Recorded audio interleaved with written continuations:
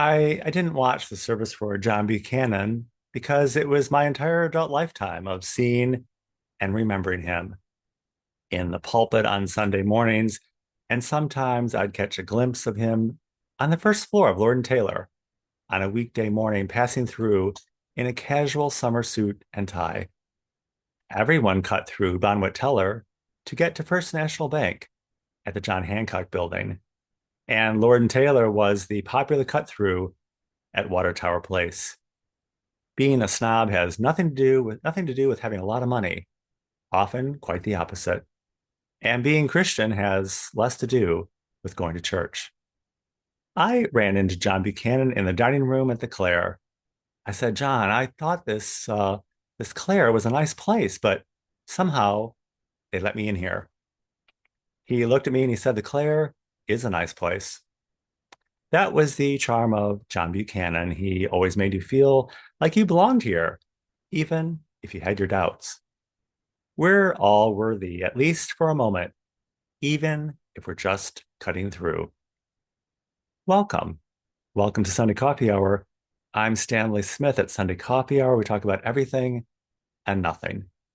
This Sunday, we talked about translation issues being integral, free books, and giving up chocolate for Lent. The readings at Washington National Cathedral were from Deuteronomy. My ancestors were all wanderers in from somewhere. And from Romans, we're saved by the words on our lips and the faith in our hearts. And the gospel reading was from Luke. We're all tested in the wilderness of not knowing where we are. The sermon at Washington National Cathedral was from Jan Nygaard. Jan preached about walking a path and what it takes to make us all scramble. Sometimes it can be a good thing. She noted a story about Barbara Brown Taylor when she moved to a property with cows on it. She observed that even though the cows had hundreds of acres to inhabit, they tended to stick to narrow paths. It took a lot to shake them out of their narrow ways. We don't want to go off track, and nobody wants to be in the wilderness and leave the familiar behind. We don't want to be in the wilderness. We already see ourselves in the wilderness of climate change, racism, and political upheaval. Also, our personal wilderness of loss, pain, and suffering. Sometimes the wilderness becomes so familiar to us that we almost become immune to the wilderness, and the wilderness becomes our regular path. But this is the wilderness of the devil's making. He invites us into it because it's a wilderness of our own creation. Being in the true wilderness, we sometimes feel alone and lose sight of the many companions and resources available to us. We're down, but not out. The Spirit is always with us. We take our status of being God's beloved into the wilderness with us. Richard Rohr says experiencing the spiritual can sometimes be experienced as pain and suffering. Part of ourselves always has to die in these moments when we transcend our fight flight response and instead see a third way.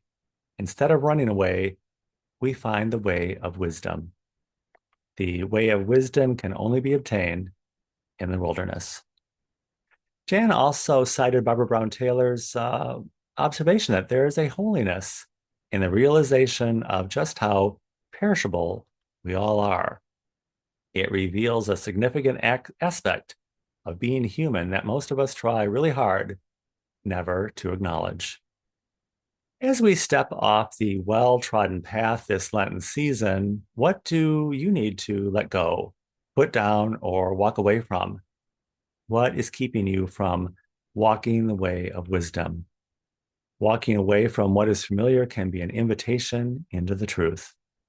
We're all stumbling off the path together. Jan said, "Blessed are you who travel the path of the unknown. God is there, and you will surely encounter him. You are his beloved."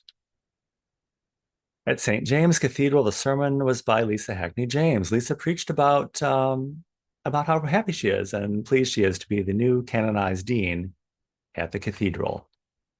The ceremony to install her was a joy-filled event, but now she observed we're kind of plunged into the somber season of Lent. Lisa said the baptism of Christ is immediately followed by his time in the wilderness. Why is it whenever we're having fun, there always seems to be a disruption?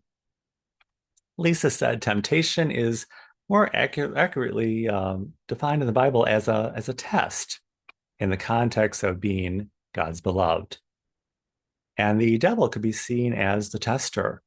And in this role, we can see him fulfilling his divinely appointed role by testing the durability of God's creation to see how we hold true. In the particular story of the testing of Christ, we can see three tests and we can apply them to ourselves. Number one, can we live by bread alone? It's hard to say that to a starving person. Christ came to be more than a social services agency. We're not in this life to fill our own needs at the expense of others, but to put our needs aside for others and feed the hungry around us physically and spiritually. Number two, will we be a victim of our own success, living into the success as seen through the eyes of the world, and in the process put God second or even further down ballot? And number three, will we lose sight of our vulnerability? There is very little gratitude when you see yourself as invincible. We have to think of what kind of church we want to be and what kind of person we're going to be, never losing sight that we worship God alone, not kingdom, country, president, or principality. Nations come and go, but the church remains. Lisa told a story about a man at St. James recently, last Sunday's worship service. He was sobbing with grief just prior to the beginning of the 11 o'clock service, and parishioners came to his rescue. Meeting him and comforting him, Lisa said this was the church in action. Yes, we have the procession and the worship service, but the church exists in those small moments. We're not tempted by these moments. We're tested in the moments by holding true. Many of us were knocked off our path by the pandemic. And if we look a little further back, we can see there was a lot of pushing us off the path before that. One minute we were strolling through Lord & Taylor and Bonwit Teller, and the next all we had left was Target and Walmart. At the reception for John Buchanan after the service, some were asked if they had ever come back to Fourth Pres, and the answer was no. Everyone has moved on. When I worked for an advertising agencies downtown in the office, we had an office intern. She was a beautiful young girl. She kind of looked like Brooke Shields. She had an equally attractive boyfriend who came to the office sometimes. He was clean cut, and kind of preppy. He sometimes came to visit her at the office, and there was often a little chatter about him amongst the women in the office. At a certain point, though, another young man came on the scene. He was kind of a wild man in comparison, with crazy hair. He was a surfer. I really wasn't following the story, but the women in the office, they really were.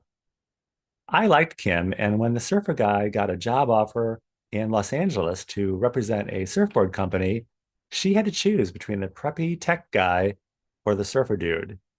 It was a crisis point, staying on the path or going off the deep end. We're not being tempted. This is only a test. Christ was tempted and he fell to the temptation. The temptation was about saving all of mankind. He went for it. We're not living a life of denial and self-flagellation. We're living a life of living this life. We're in the habit of seeing the light in the dark, but how about seeing the light in the light? That's the real test. Like running off with a sexy surfer dude or sticking with the successful preppy guy. There's no particular right or wrong answer. It's the difference between being tempted and being tested. If you would like to join us at Sunday Coffee Hour, Sunday Coffee Hour is every Sunday at 12 noon Central Time on Zoom. I will include my email in the description of this video. I'll be happy to send you an invitation.